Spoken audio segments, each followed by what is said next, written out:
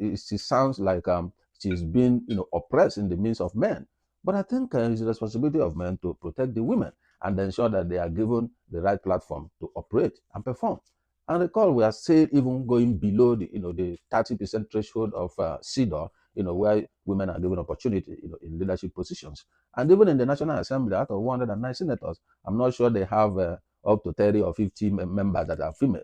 So I think the men in the National Assembly, or particularly as we are focusing on the Senate today, should be able to encourage women who are there with them and be able to ensure that they are well protected and given the right platform, to carry out their, respective responsibilities.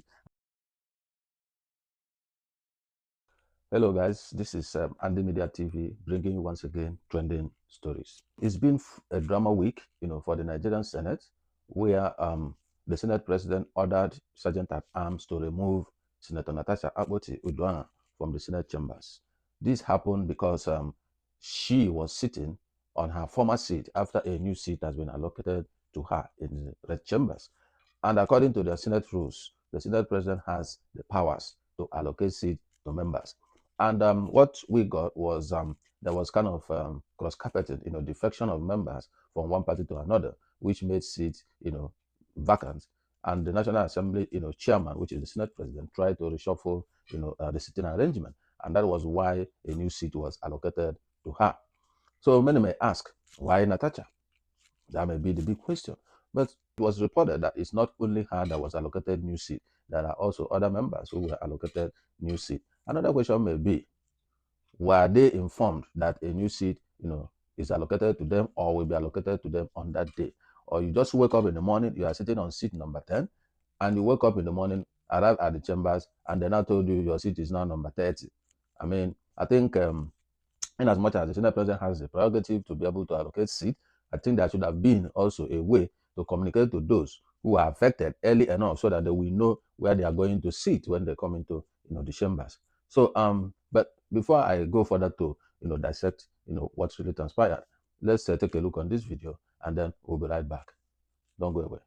It all started before the plenary when the Kogi Central lawmaker Natasha Akpoti was notified of a new seating arrangement. The lawmaker was not impressed with this new development and she voiced out her dissatisfaction, verbally attacking the chairman of Senate Services, Karimi Sunday, for changing her seat. When plenary began, the chief whip of the Senate, Tahir Monguno, while citing Order 6, Rule 2 of the Senate Standing Rules, pointed out the powers of the Senate President to reallocate seats to any lawmaker at his discretion.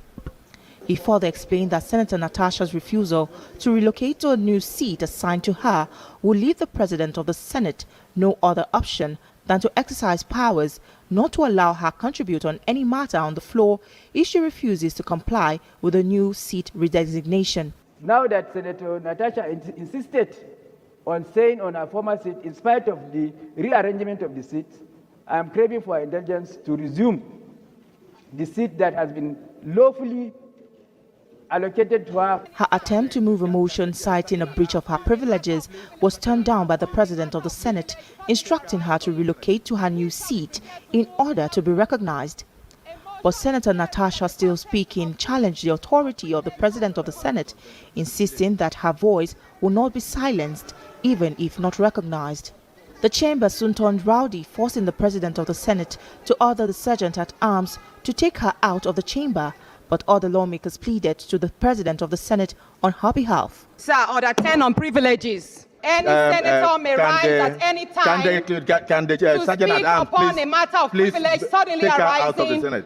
Despite much persuasion from other lawmakers in the chamber, Senator Natasha still remained on her seat, refusing to move to her newly allocated seat. All right, welcome back. You've had the altercations, going on, back and forth between the two, senators. And I think you may just recall that everybody in that Senate came into the red chambers the same way. All of them were voted in their respective constituency and they arrived at the Senate chambers. And then election was held to determine who will lead the Senate, right? So they are all equal, as far as I know. So the only, slight difference between Senator Natasha Akpoti Uduaghan and the Senate President is because they elected him to say, okay, direct the affairs of this assembly. So, but when you look at how things was done, it seems as if Natasha Akpoti is not even a member of the Senate of the Red Chambers, because the way Senate President he didn't even allow her to do anything. He just said, Senator take her out of the Senate Chambers. Take her out of the Senate Chambers. To me, it sounds it doesn't sound quite good. Both of them are the self capacity just because he is the Senate President. The order was as if she's an intruder, in the Senate chambers. However, first thing first, we have understood the reason why the seat was allocated. That's fine. But was it communicated to them that that seat has been changed? That's another issue, because to me, I will feel, somehow when I come into the chamber, go to my normal seat, and somebody walk up to me and say, hey, that's no more your seat, this is your seat. I mean, there should be a channel of communication through which the clerk communicates to those whose, seats were affected, for them to be aware that there has been a change. Okay, having said that, I think both parties did not manage the issues, professionally, as the case may be. Now, if you understand that the rule says that the Senate President can allocate seat, and another seat was allocated to you, and you cannot be allowed to speak on the chambers except if you are on your seat, on the allocated seat. So I think I would have personally moved to that seat and then be able to air all my views, because that gives me the platform. All right. Then Natasha Akpoti, she's a very intelligent woman, no doubt about that. When she continued to speak, she knew where the whole thing is going to end up. So she knew that she may probably be suspended, from the House, and that's why she's reading that rule she was reading. Because when you express your views in that order, nobody, gonna suspend you. So she understood, the game, in the whole, drama, and that's why even when they came to kind of bundle her out, she continued to read, that rule of the Senate. So, and that was very brilliant, on her part, and I think she has tied their hands, in terms of suspending her from the Red Chambers. But to me, I think it's demeaning the way it was, screamed that she should be taken out of the chamber. She's a senator, just like every other person. So I don't want to put it in a way that it is man versus woman. But that's not the issue. What we just saw in the chambers is just the periphery, just the surface. So later in the day, Natasha Akpoti was, hosted, via call in the Berekete family, and she expressed her views, trying to express the frustrations she has been going through in the Red Chambers. If you may recall, some time ago, when the Senate, she was, making her, submission, and the Senate President said she should, understand that the Red Chamber is not a clubhouse. After that comment, it kind of worsened, their relationship in the Senate Chambers. And then, since then, according to her, she has been, taken away from a lot of activities, in the Senate. Particularly, she was, previously in the local content, committee. Where I think she was heading the local content committee. So she said that many perceive that she's kind of using her position to kind of draw some, things from the Niger Delta to the north, because local content involves all these oil and gas, sectors and all those stuff. So they are kind of alleging that she's using the position to benefit the northern states, by taking things from the south to the north. And based on that, she was removed from that committee and moved to a different committee that is not as great as the local content committee. And all these things are in a bid to kind of punish her, according to her statement. Then she also alleged that most of her trips abroad was cancelled, that she's supposed to be among the the team attending a program at the United Nations, and her name was struck out from the list. And so many other things that she has been going through. According to her word, I have been going through a lot. And if you listen to her voice, you will understand that she has been going through a lot of oppression, in the Senate. And being a woman who is vocal and who understands her position. From what she said, she sounds like she's been oppressed in the midst of men. But I think it's the responsibility of men to protect the women and ensure that they are given the right platform to operate and perform. And recall, we are still even going below the 30% threshold of CEDAW, where women are given opportunity, in leadership positions. And even in the National Assembly, out of 109 senators, I'm not sure they have up to 30 or 50 members that are female. So I think the men in the National Assembly, or particularly as we are focusing on the Senate today, should be able to encourage women who are there with them and be able to ensure that they are well protected and given the right platform, to carry out their, respective responsibilities. I think that's what it should be. this forming opposition against women, trying to ridicule them or humiliate them or trying to treat them as trash, I don't think is something that we should condone in the country. The Senate President would have handled this issue more maturely and more professionally. And trust Nigerians, as this was going on, the video of the incumbent Senate President, Senator Godswill Akpabio, came up, when he did similar thing that Natasha just did.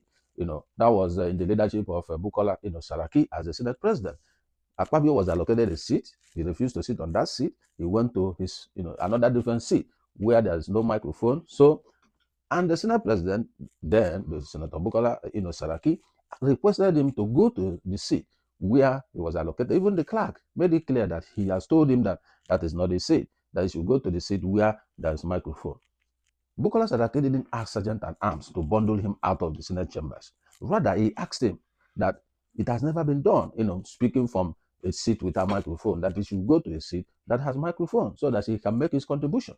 So you can see the difference in handling situations. Senator Bukola Saraki handled it maturely, professionally, and with respect compared to the way Senate President Godswill Akpabio handled Natasha Akpoti. So that shows, that there have been a kind of bad blood, going on between, these two parties. But I don't think is what they need to bring into their official assignment. When they finish in the rest chamber, they can tackle their respective, beef outside, not bringing it into the official assignment. So many people have, condemned, some are for Natasha Akpoti, while some are for, the Senate President. But that's not the issue. The issue is how to address this kind of situation going forward, so that next time we don't have to have this kind of face-off, because at times some of these things doesn't speak well, the way our people behave, especially those in leadership.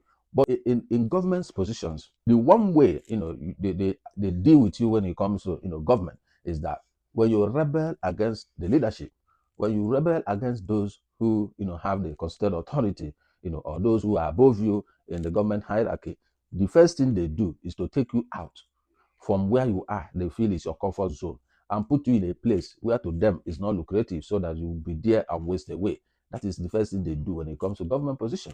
And I think that's exactly what is happening to Natasha, Akpoti Uduaghan, where she has been removed from, where she's the chairman committee on local content, and put in a different, committee that is not as powerful as, the local content. So I think that's how they are trying to kind of weaken her and, amputate all her strengths, gradually, which I think is very unfair, when it comes to the way and manner she's been treated. She expressed her frustration in that, Berekete phone call that he had with the ordinary president, Ahmed Issa. And I felt for her, because I understood how government function, and I understood how, if you have been oppressed in government, they will make sure they render you useless. That's the way they behave. So, but I think Natasha is a strong woman, and I respect, her passion for her job, and I respect, how she has, gone about doing that. Don't forget that she went through hell, to even, win the Senate seat in Kogi State, when Yahya Bello was the governor. So the battle, she has been used to, facing battles and confronting challenges, and coming out victorious. So I think, according to what she said on that phone conversation, that despite what has happened, they are still planning and, finding a way to suspend her. But I don't think that's going to happen, because we, the people, we are watching. We, the people, we are looking at them, looking at them eyeball to eyeball. When they do what is not supposed to be done, then the people are going to revolt against them. And I don't think they want that at this point in time, especially when Nigerians are not happy with the National Assembly, particularly the Senate, who always approve anything that comes to them, whether it's good or bad. So Nigeria have seen the Senate as a rubber stamp, because there's nothing that comes from the executive that they review. In fact, at times they pass a bill in 2 hours. The bill within 2 hours go through first reading, second reading, and third reading, and it's passed. How can that bill be solid? It cannot, because no proper, work was put into it. And you recall many members, even in the Senate, the way they always accuse the Senate President that they always choke them up with a bill and press them to pass it, within a couple of minutes. And some of them have voted against that, and it's the Senate, the 10th Senate has not, shown a lot of commitment, and in terms of when it comes to, improving, the well-being of the citizens. That is one thing that the people are waiting. Any mistake that they do, the people are going to capitalize on that to unleash their anger on them. So I don't think they're going to, go through that route of trying to suspend Senator Natasha Akpoti Uduaghan. So, but I think going forward, when a seat or a change is made in the Senate, or even in the House of Representatives. The affected people need to be well communicated ahead of time so that they will adjust. You can't be telling me that I'm sitting on the 4th row, for example, and suddenly you move me to the 6th row, and without communicating to me. From what she said, that even the angle where she was allocated the new seat is a little bit far away from the main center of attraction. And if she's there raising up her hand, that nobody gonna recognize her, and she may not be called upon to express her views in any bill or any activity going on in the Senate. And recall that you cannot just start speaking. You raise up your hand, the Senate President will recognize you and give you the floor to speak. So, and with the beef going on, and she's thrown to that corner, I don't know how it's going to play out for her. And she's representing her constituency in Kogi State, and she's there to speak for them. She's there to ensure that whatever laws or whatever activities the Senate is doing will be something that will favor her constituency. So I think the Senate President should look at that and review the seat allocation issue, and then be able to give her a better place to sit despite whatever beef they have. This is the work for the people. I don't know why if you even want to put that at the back. They say that if you come in new to the Senate chamber, that you're gonna start sitting from the back and then you keep moving forward. That's the way their system operates. So I don't know, but it's quite unfortunate and it's quite sad to see what happened. She tried her best to kind of air her view. You can hear her shouting on the video, speaking of, you can't intimidate me, I'm not afraid of you, and stuff like that. That shows you is beyond the seat allocation. So what she said at the Berekete family, in that program, I think that is where the bone of contention is. So we really need to do better. And this has been a norm, especially in our country, when somebody has a position of power, they try to use that power to oppress others. So why should she be going through oppression? Why? Why should she be doing so? She's a lady, for Christ's sake, and she needs all kinds of protection that she requires to be able to function optimally in her assignment. So, Mr. Senate President, I'm using this opportunity to, appeal to you to take care of the ladies, the women in the red chamber. Recognize them all the time to speak. All right? Because they are representing the women. So give them the platform to speak at all times. When they raise their hand, please recognize them and protect them from bullies, protect them from all this kind of harassment. Please treat our women with utmost care, because whatever you are doing there is not sending a good signal. I mean, this official duty, asking Sergeant at Arm to bundle her out of the Senate chambers is the height of it. That statement wasn't good enough. When you don't handle things properly, it goes out of hand, and people will begin to perceive it that it's battle of male versus female, which is not good enough. So in every work environment, the responsibility of men is to protect the women. So you can't be the Senate President and the women under your care are being marginalized, are being oppressed, are being treated shabbily. I don't think it says very good of you, as the case may be. So when you are doing this, maybe other women will be afraid to speak up, maybe afraid to, but that's not good. So thank you to Natasha for speaking up and also picking her call and the Berekete family for us to even understand the underlying factors that led to the outburst in the Nigerian Senate. So the clerk of the National Assembly, the clerk of the Senate in particular, if you guys are reallocating seats, please inform those that are affected early enough so they can make the necessary adjustment. Allocating people seat far corner when there are other empty seats within the center where you can easily be recognized. I don't think it's a good development. So that's what I need to chip in there. So guys, I don't know what you think, what you feel about this whole thing that happened. I'm not here for male or for female. I'm not Team Natasha. I'm not Team Akpabio. I'm Team Writing. So please, as you put it in your comment, please make it professional so that we'll be able to dissect this whole thing and see how we nip it in the bud. But if you are new to my channel, please don't forget to like and share this video and also subscribe to my channel. Just click the subscription button and that's all you need to do. Support your guy in his work and we'll continue to give you quality content on this platform. Put on your notification so that when my next new video drops, you will be among the first to be notified so that you can get it as it's the hot. I will see you in my next video. I'm signing out. Thank you for watching.